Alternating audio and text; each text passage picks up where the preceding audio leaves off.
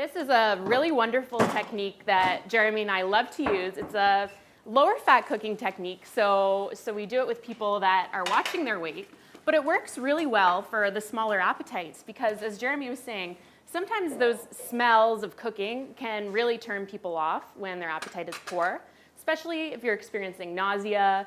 You don't want to smell fish cooking in your house. That's going to turn you right off. So this cooking in parchment paper is a lovely way to really contain those cooking smells within the parchment paper. And also, you can really make mini meals in one package, which again, work really nicely to make ahead and then freeze a bunch of them so you have ready to go healthy meals. Mm-hmm. So again, really simple to start, and like Christy said, you're putting everything inside the package. We chose to use a sole today. So it's a very mild fish. It's a great kind of starter white fish for people who are not big on fish, but this will work with anything. You can do it with any sort of fish, any sort of salmon. You can keep it completely vegetarian. You can even do it with very thin pieces of chicken and cook it for a longer time. So it's a great way to cook. And what we're going to do is we're going to start off with a little bit of couscous here. And I'm going to add a little bit of water. Now you can use any grain. Again, couscous is a little lighter on the fiber content than something like a quinoa or one of your other whole grains. Yeah, so you can get a regular white couscous, or you can get now a whole wheat, whole grain couscous. So again, with the fiber, if your appetite is really a lot smaller than it used to be, you don't want to go too heavy on the fiber. I'd focus on the vegetables and go for the regular couscous or something with a bit less of that fiber. Now, I'm not completely cooking it. This is not how you cook couscous. It's going to finish in the oven. So I'm just putting a little bit of warm water, about a quarter cup of warm water over top, just to get it going. I'm going to add some fresh herbs. So I have some mint, some parsley, go for basil, go for some thyme, whatever you like there. And an unwaxed lemon. These are usually like your organic lemons. If you're going to use the zest, I would opt for those ones. The waxed ones aren't the greatest to use for zest. So I want to get that zest off. Zest is a great flavor enhancer where you're adding that lemon flavor without that citrus.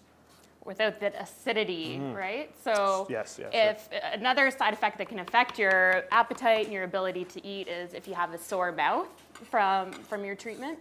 So you don't want to be putting all kinds of lemon juice that might be burning. But by using the zest, you get that wonderful lemon flavor that still can kind of stimulate your appetite and your senses. Now, the other thing is using some of these, what I call Italian herbs or the fresh green herbs, rather than the spices, can be gentler on your stomach, but also help you to maximize the flavor when your appetite is poor.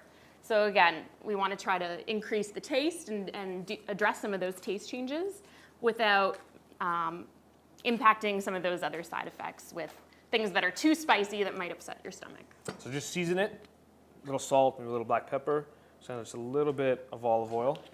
Looks like a lot. This is a small pour. And again, with all of our recipes, we really want you to use them as templates. And that's something Jeremy loves to talk about in our class, that a little olive oil here if you want to go heavier on the oil because you're trying to maximize the calories in each bite. And you're concerned about losing weight or trying to keep your weight up, then you can go heavier on the oils and choose some higher calorie ingredients.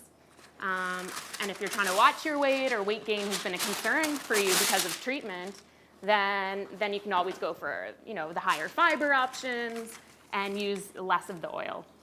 So, nice big piece of parchment paper, and you can do a really big piece and put a few different fillets of fish or whatever you're putting in there, or you can make individual packages, which are kind of nice, and you can kind of plate it like that. So I'm pouring the couscous, or whatever grain, again, in the middle of the bottom half. So kind of cut your parchment in half, and remember, because you're going to fold this over, you want to put it in the middle of that bottom section. So grain goes in, then you get a nice piece of sole. Again, very mild fish. It's a thinner fish, so this isn't going to take as long. If it's a thicker fish, like a nice piece of salmon, then the general rule of thumb is cook it at 375 for about 10 to 15 minutes per inch thickness of fish. Fish is an excellent protein source, of course, so it's going to be important to include that at every meal when you can.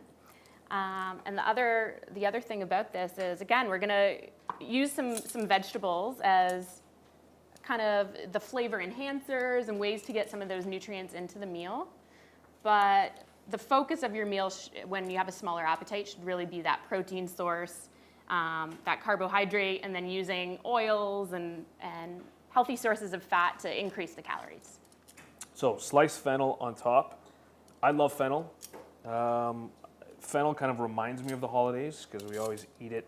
I think it's because we eat a lot during the holidays, and fennel kind of acts like that digestive, and that's one of the ingredients that would come out in those massive family meals to calm your stomach down so you can eat more, ironically.